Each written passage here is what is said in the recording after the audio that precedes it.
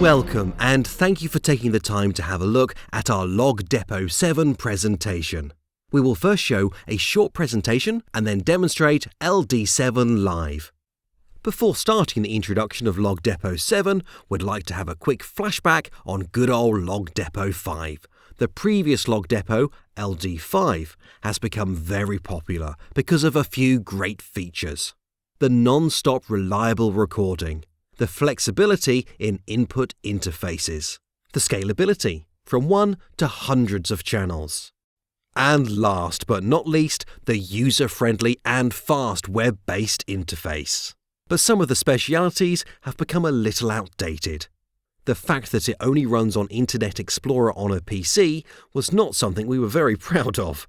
That's why we took our time to rethink the Logdepot concept and architecture and invented LD7.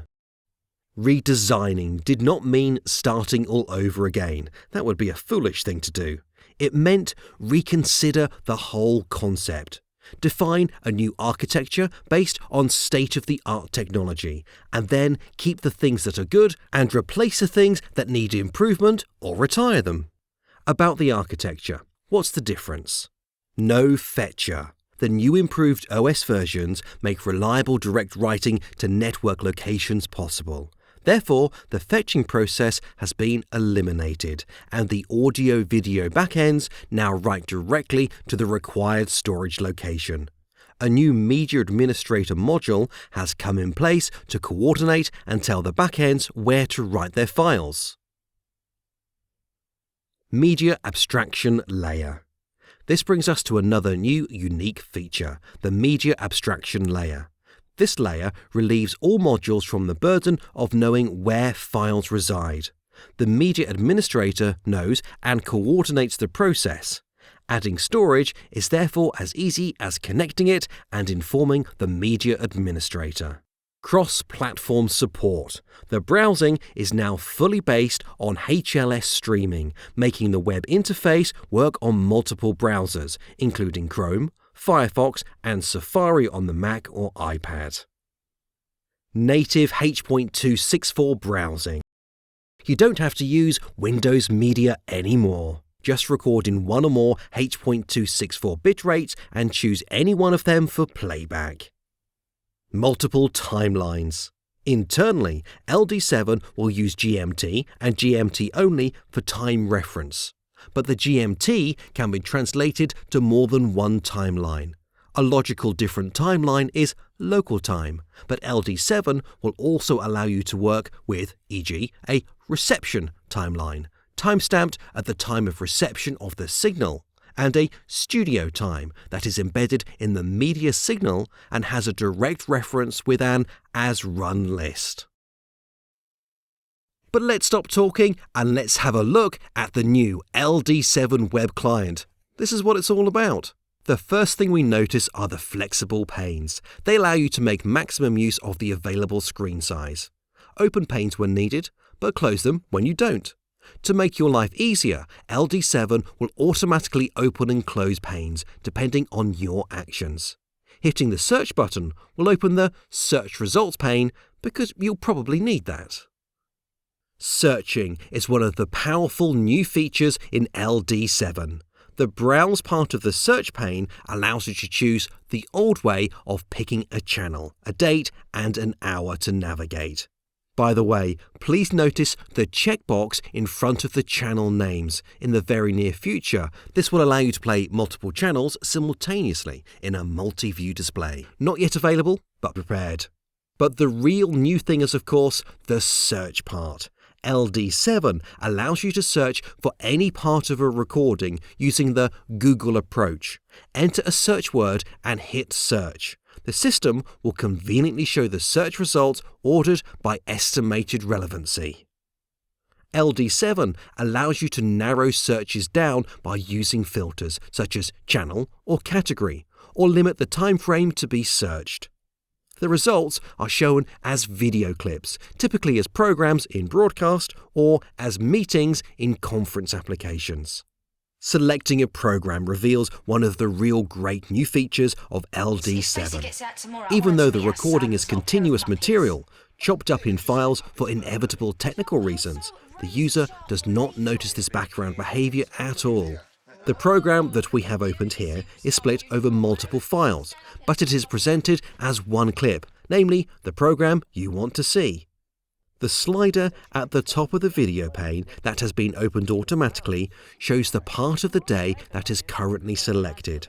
You can easily extend or decrease this window by dragging the sliders. For instance, if you want to see a program including the 10 preceding minutes, or select a wider range to have an overview. Below the video screen, you will find the usual controls that need no explanation.